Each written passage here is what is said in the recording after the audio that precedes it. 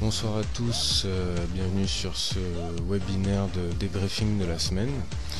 Donc nous sommes vendredi 26 et il est 20h36 GMT+1 et comme promis je vais vous faire un débriefing de la semaine avec les trades qu'on aurait pu avoir, donc les opportunités, les quelques pièges à éviter, on en a eu durant cette semaine, et aussi les objectifs que je me suis fixés.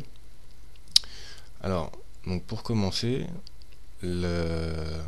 l'analyse que j'avais fait en début de semaine, je vous avais montré un pic d'irrégularité ici.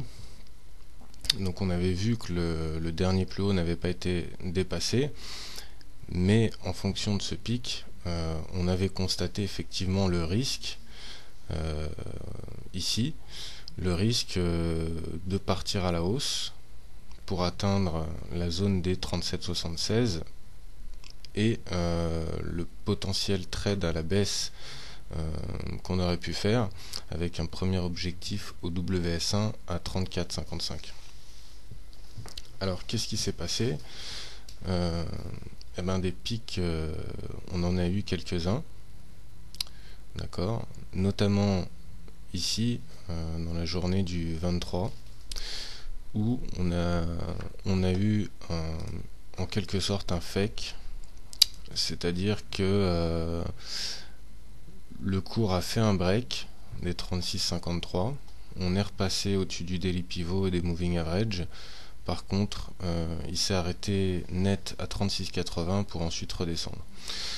Donc, pour ceux qui auraient voulu trader à contre-tendance et donc trader à la hausse, il aurait fallu être très réactif et je dirais refermer le trade aux alentours des 36,60. Donc, pour finalement banquer la position à 0 ou à 10 ou 15 pips.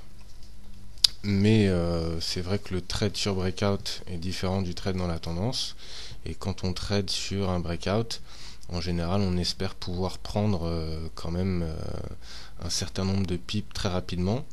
Alors ce qui détermine la puissance et la conviction d'un breakout, c'est le fait d'arriver à casser des points de résistance successifs, à pouvoir les casser avec force et à continuer sur une seule bougie en graphique d'une heure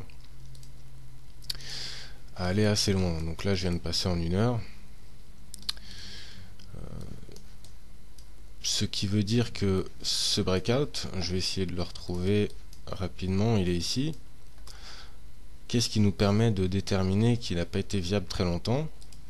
Alors effectivement on a un breakout de, pour ainsi dire, toutes les moving average, du daily pivot, et on passe le dernier plus haut, d'accord, on passe un point crucial, donc un niveau du daily pivot. Par contre on se rend compte qu'au prochain obstacle on a du mal, c'est-à-dire que sur une seule bougie on n'arrive pas à traverser ce point qui est aussi le daily pivot. Donc là, les degrés du daily pivot, c'est expliqué dans les vidéos que j'ai faites sur Bonus Trader, mais pour ne pas s'attarder là-dessus, les daily pivots sont tout comme les moving average des points cruciaux, et si on arrive à en traverser plusieurs successivement avec une bonne conviction, c'est un breakout qui a du potentiel. Ici le breakout il n'a pas de potentiel, on s'en rend compte quand on arrive à ce niveau là, qu'on voit qu'il a besoin d'une deuxième bougie pour essayer de percer ce point de résistance, et qu'à la troisième bougie on n'arrive pas à cette percée et on retombe aussi sec.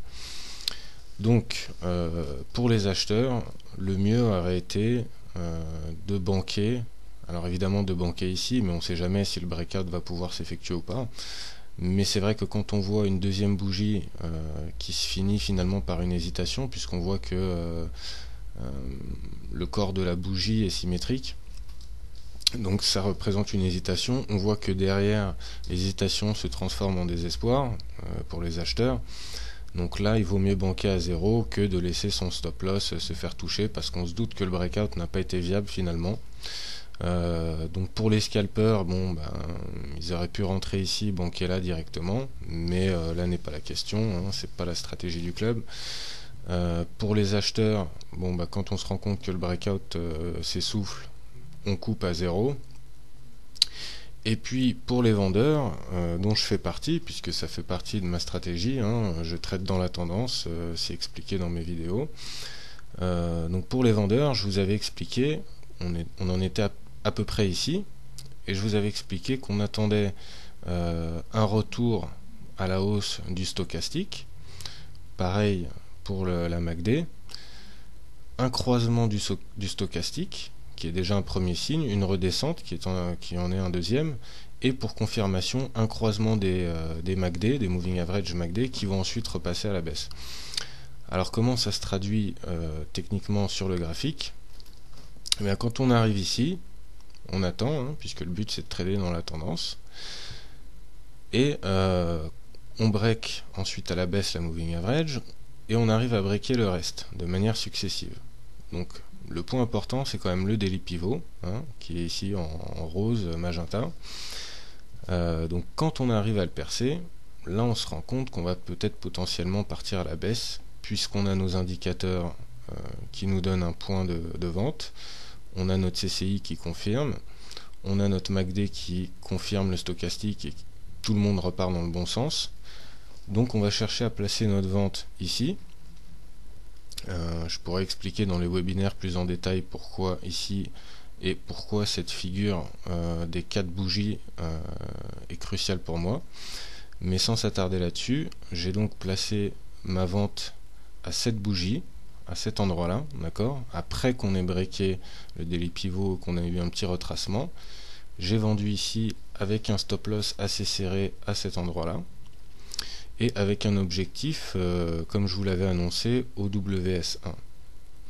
Donc c'est un objectif qui a mis du temps à être atteint, ce qui ne m'a pas empêché de laisser ce day trade passer en swing trade, et ici de recommencer la manœuvre.